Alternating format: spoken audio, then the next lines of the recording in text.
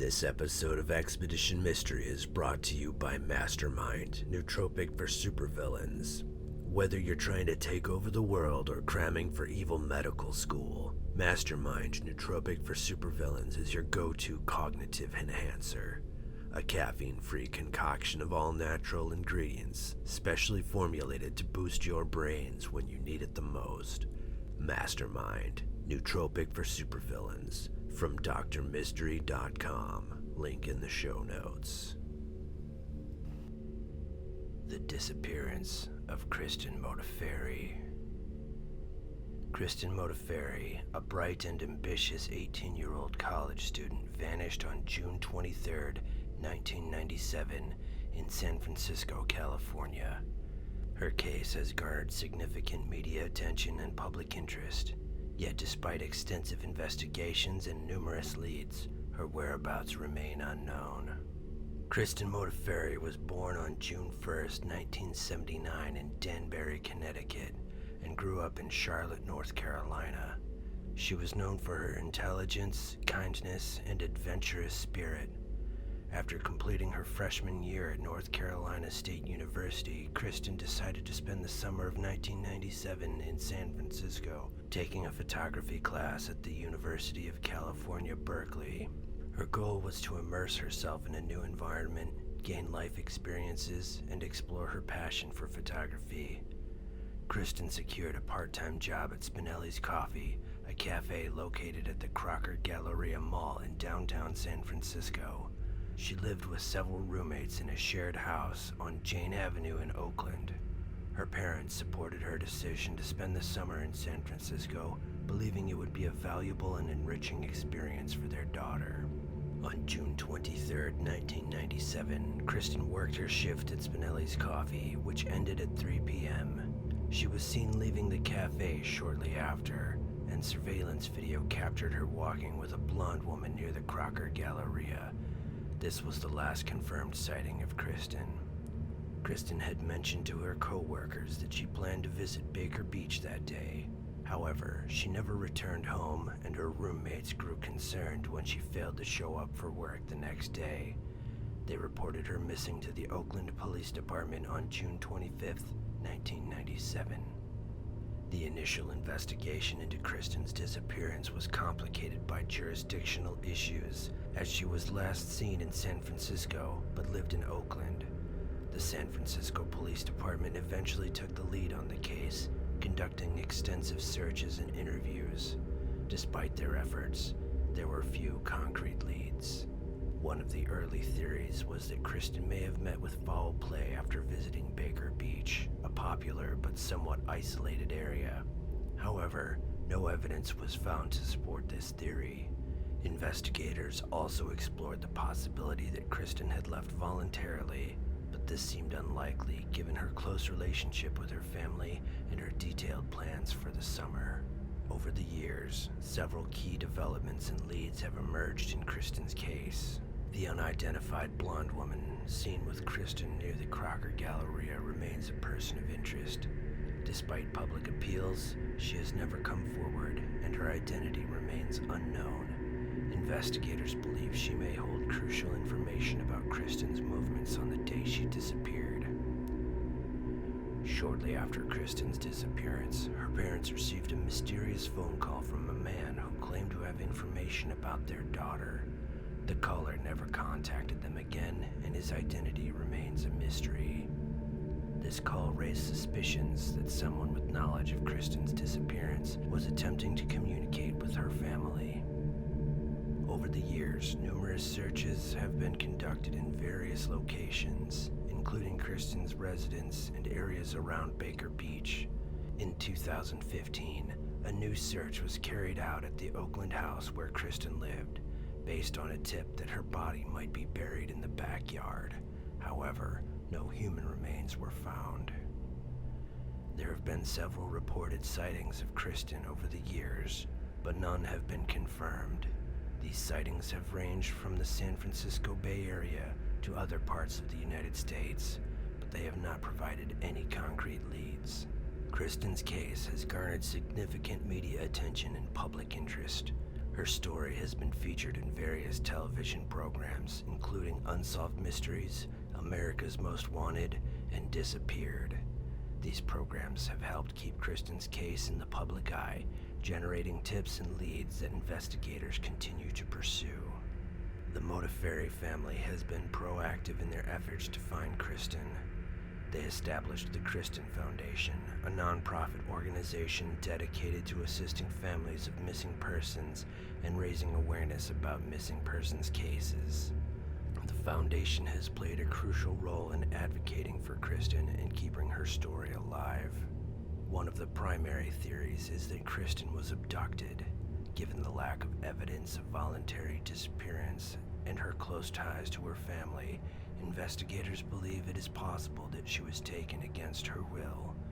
The presence of the unidentified blonde woman and the mysterious phone call to her parents lend some credence to this theory.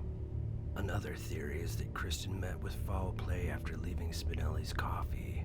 The theory is supported by the fact that she was last seen walking with an unknown person and never returned to her residence. The lack of evidence or a body, however, has made it difficult to confirm this theory. While less likely, some have speculated that Kristen may have chosen to disappear voluntarily. This theory is based on the idea that she was seeking adventure and new experiences. However, her close relationship with her family and the detailed plans she had for her summer in San Francisco make this theory less plausible. Another possibility is that Kristen may have had an accident, potentially while visiting Baker Beach. However, extensive searches of the area have yielded no evidence to support this theory. The disappearance of Kristen Modafferi is yet another tragic mystery. Despite extensive investigations, media coverage, and public appeals, her whereabouts remain unknown. The disappearance of Amy Rowe Bechtel. On July 24th, 1997, Amy Rowe Bechtel, an accomplished long-distance runner, vanished while presumably jogging in the Wind River Mountains near Lander, Wyoming. Despite extensive searches and investigations, her whereabouts remain unknown. Amy was declared legally dead in 2004. Amy Joy Rowe Bechtel was born on August 4th, 1972 in Santa Barbara, California. She graduated from the University of Wyoming, where she met her husband, Steve Bechtel, a rock climber. Amy was a competitive runner with ambitions to compete in the 2000 Summer Olympics. Her life was seemingly idyllic, filled with the promise of athletic success and personal happiness. On the morning of July 24th, 1997, Amy planned to run errands in Lander after teaching a children's weightlifting class. She was last seen around 2:30 p.m. at a local photo store and later at Gallery 331, where she appeared hurried and repeatedly checked her watch. Authorities believe she then drove to the Shoshone National Forest to practice for an upcoming 10K run. By 4:30 p.m., Steve returned home to find Amy missing. He reported her disappearance to the local police at 10:30 p.m., and by early the next morning, her car was found parked in a turnout at Burnt Gulch. The search for Amy began in earnest, involving local law enforcement, friends, and family. Initial theories suggested Amy may have succumbed to the elements or been attacked by wildlife. However, suspicions soon fell on her husband, Steve. Journals discovered in their home described violent thoughts toward women, including Amy. Steve, who had spent the day with a friend rock climbing, provided an alibi, which was corroborated by his friends. Despite this, he refused to take a polygraph test on the advice of his attorney. His lack of cooperation hindered the investigation, but authorities were unable to gather enough evidence to charge him. Over the years, various leads and tips were pursued, including satellite images from NASA, but they yielded no new information. In 2003, a watch similar to Amy's was found near the Popo Aggie River, but it could not be definitively linked to her. In 2007, Sheriff Sergeant Roger Rizor publicly stated his belief that Amy was murdered on the day she disappeared, implicating Steve as a person of interest due to his refusal to cooperate with the investigation. Another potential suspect, Dale Wayne Eaton, a convicted murderer, was mentioned, but he refused to discuss Amy's case. Amy's disappearance garnered significant media attention. Steve appeared on the Geraldo Rivera show with Amy's sisters, who pleaded for information. The case was featured in People magazine, Outside magazine, the television series Unsolved Mysteries, and later on Disappeared. In 2016, Runner's World published an extensive article on Amy's case. The story is also discussed in John Billman's 2020 book, The Cold Vanish. The disappearance of Amy Rowe Bechtel remains an open case with many unanswered questions. Despite the passage of time and numerous investigative efforts, Amy's fate is still unknown. The disappearance of Don Lewis. On August 18, 1997, millionaire Don Lewis, co-founder of Wildlife on Easy Street, now Big Cat Rescue in Tampa, Florida, vanished without a trace. His disappearance captured widespread media attention, particularly following the release of the 2020 Netflix documentary series Tiger King.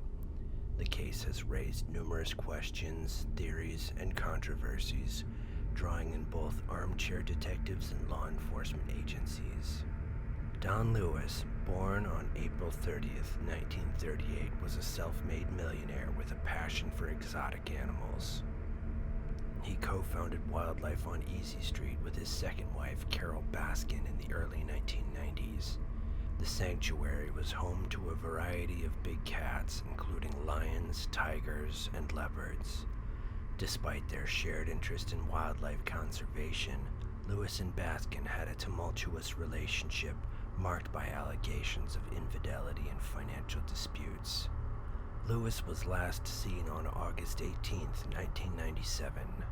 According to Baskin, he left their home early that morning to make a delivery to Costa Rica, where he owned properties and frequently traveled. However, Lewis never arrived at his destination.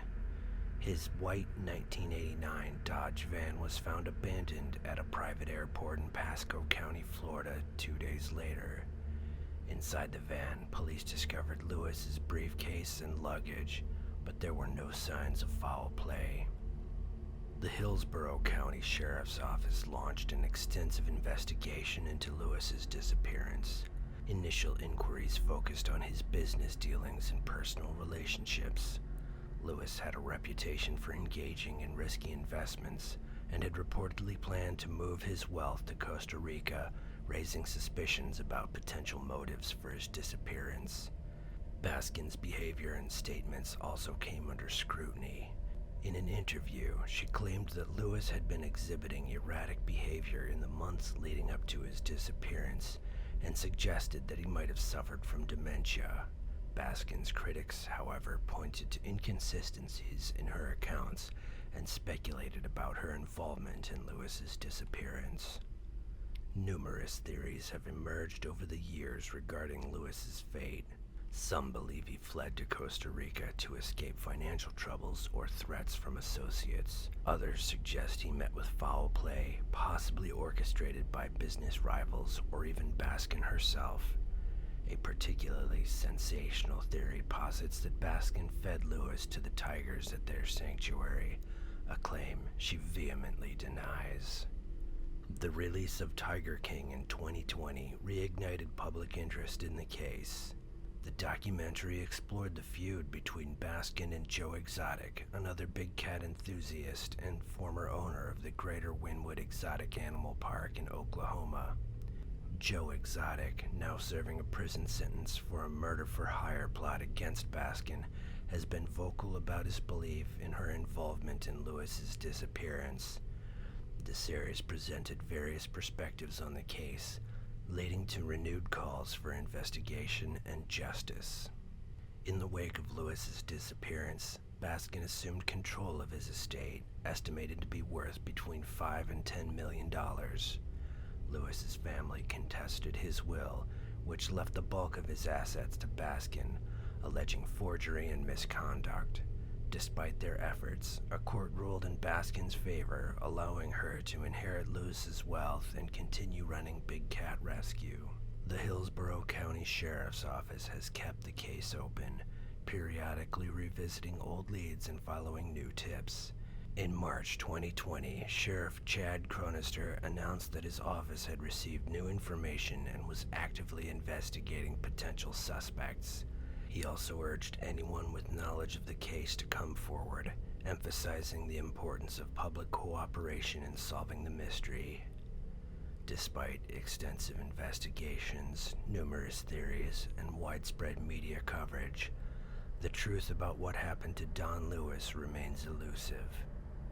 As interest in the case persists, fueled by documentaries and public fascination, the quest for answers continues.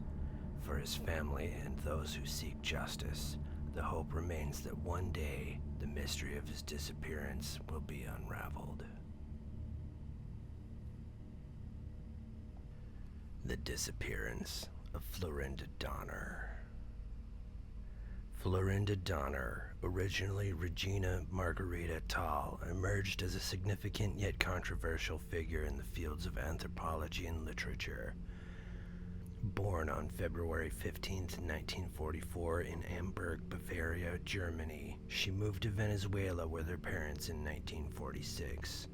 Later, she migrated to the United States, where she pursued her education at the University of California, Los Angeles, earning a bachelor's and master's degree in anthropology. Donner's life took a dramatic turn when she met Carlos Castaneda, a renowned anthropologist and writer known for his works on shamanism. She became one of Castaneda's closest associates, often referred to as one of his witches. This group of women, including Taisha Abelar and others, was deeply involved in Castaneda's teachings and practices. Donner's association with Castaneda significantly influenced her work and personal life, intertwining her fate with his. Donner's most notable work, Shabono, A Visit to a Remote and Magical World in the South American Rainforest, published in 1982, garnered significant attention. The book claimed to be a narrative of Donner's time living among the Yanomami Indians in the Venezuelan Amazon. Initially praised for its vivid and immersive portrayal of Yanomami culture, the book soon became the center of controversy. In 1983, Rebecca de Holmes published a scathing critique in The American Anthropologist, accusing Donner of fabricating her account and plagiarizing previously published ethnographic works. De Holmes argued that Donner had not lived among the Yanomami and had instead pieced together her narrative from existing sources, including the biographical account of Helena Valero, a Brazilian woman who had lived with the Yanomami as a captive. The anthropological community largely accepted de Holmes' critique, and Donner's credibility was severely damaged. Her former doctoral committee at UCLA even published a letter expressing disbelief in her account, asserting that she had been in Los Angeles during the period she claimed to be with the Yanomami. Despite these allegations, some scholars later questioned why the book was criticized for being unscientific when it did not explicitly claim scientific authority. This controversy, alongside the contentious writings of Castaneda, contributed to the ethnography crisis of representation in the 1980s, a movement that questioned the authenticity and objectivity of anthropological writing. Despite the controversy, Donner continued to write and publish. Her subsequent works, A Witch's Dream, A Healer's Way of Knowledge, 1985, and Being in Dreaming, An Initiation into the Sorcerer's World, 1992, further explored themes of indigenous healing, sorcery, and lucid dreaming. These books, though less controversial than Shabono, still reflected Donner's deep immersion in the world of shamanism and her continued association with Castaneda's teachings. In 1998, Following the death of Carlos Castaneda, Donner, along with 4 other women closely associated with him, disappeared from Los Angeles. This disappearance added a new layer of mystery to Donner's already enigmatic life. In 2003, the body of one of the women, Patricia Lee Parton, was discovered in Death Valley, but the whereabouts of Donner and the remaining women remain unknown. The circumstances of their disappearance have fueled speculation and intrigue, with some suggesting that they might have followed a ritualistic path or sought to escape public scrutiny following Castaneda's death. Florinda Donner's life story is a testament to the interplay between scholarly pursuit, personal belief, and the quest for mystical knowledge. Her journey from a young immigrant to a controversial writer and anthropologist illustrates the complexities and challenges of navigating multiple cultural and intellectual landscapes. Despite the controversies, her works continue to spark interest and discussion, ensuring that her legacy endures in the annals of anthropological and literary history. The unresolved mystery of her disappearance only adds to the enduring intrigue that surrounds her life and work. Some people disappear without a trace, as if the hand of some eldritch thing reached out from the shadows and took them. Some no doubt met a terrible end at the hands of their fellow man. Others still came by their fate by their own hand. Whatever the case, if you have any knowledge of the fate of any of the aforementioned cases, reach out to the relevant authorities so that the families of the missing might find some closure. Like and subscribe if you've enjoyed this narration. Expedition Mystery, signing off.